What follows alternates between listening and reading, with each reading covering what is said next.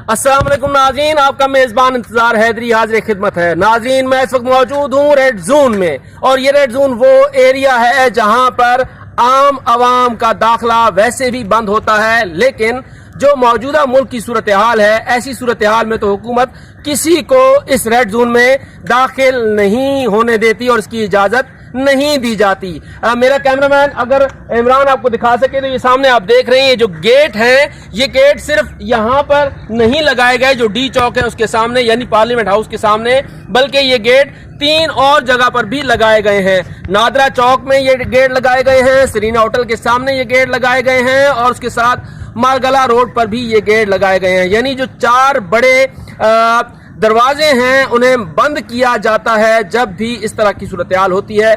लेकिन यहाँ पर सूरत हाल बहुत अजीब हो रही है कि अब हुकूमत खुद इस रेड जोन में अपनी आवाम को लाने जा रही है, और इसका ऐलान मौलाना फजलुर रहमान ने बतौर सरबराह पीडीएम कर दिया है। उन्होंने ये कहा है कि पीर के रोज से तमाम जो कारकुनान हैं, जो अवाम है, वो अदलिया के सामने जमा हो और यहाँ पर आके एहतजाज करे, धरना दे। बुनियादी वजह क्या है?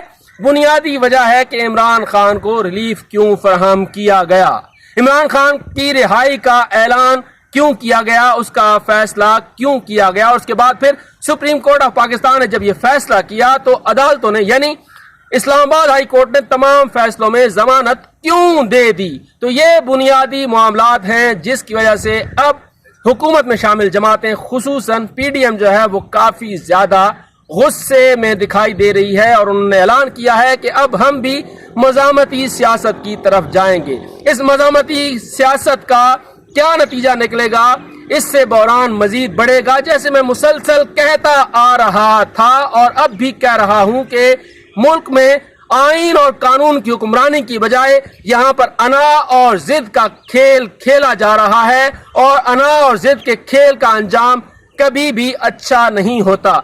इमरजेंसी की खबरें जो हैं वो गर्दिश कर रही हैं।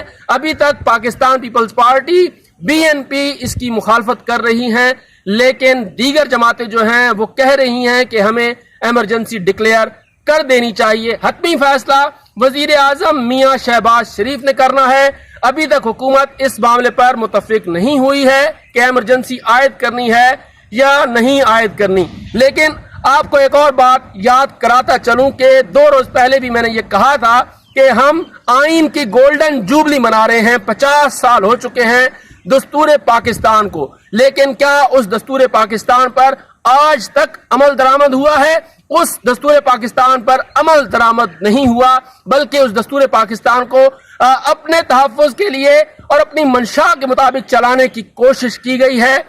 उस दस्तूर पाकिस्तान को सिर्फ तस्लीम किया गया है जिसे हुकूमतें, जैसे सियासी जमातें, जैसे आमिर अपने लिए बेहतर समझते थे, और उससे ही दस्तूर समझा गया है।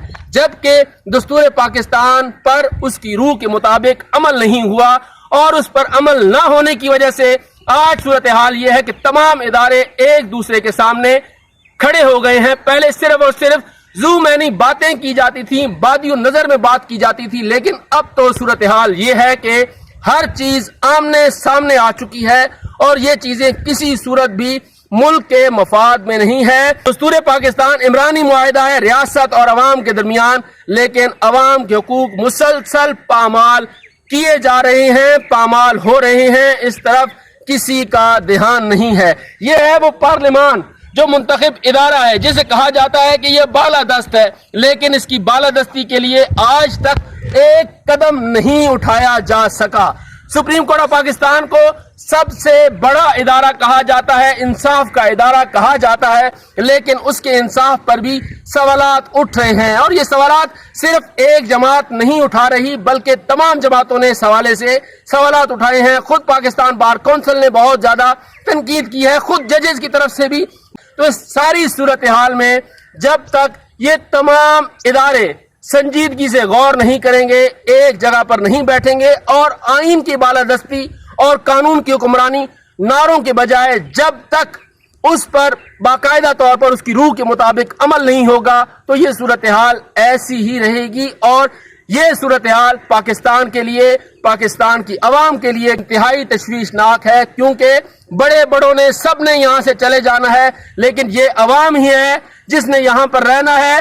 خدا را اس ملک پر رحم کیجئے، اس قوم پر رحم کیجئے جس نے اتنی قربانیاں دی ہیں دہشت گردی کے خلاف۔ 70,000 سے زائد جانیں جو ہیں وہ قربان ہوئی ہیں، لیکن آج بھی پاکستان میں استحکام نہیں آیا۔ یہ ملک ٹوٹ چکا ہے، 2 لخت ہوا، لیکن اس کے باوجود اس ملک میں استحکام نہیں آیا۔ 1973 کا آئین جب مارز وجود میں آیا تھا تو یہ سوچا جا رہا تھا، یہ سمجھا جا رہا تھا کہ شاید اب یہاں پر آئین کی بالادستی اور قانون کی حکمرانی ہوگی، لیکن آج بھی صورتحال جوں کی توں ہے، اور اس صورتحال میں مجھ سمیت ہر پاکستانی ضرور پریشان ہے۔ اپنا خیال رکھیے گا اور دعا کیجیے گا کہ اللہ تعالیٰ تمام حکمرانوں کو اور تمام سیاستدانوں کو ہدایت عطا فرمائے۔ شکریہ۔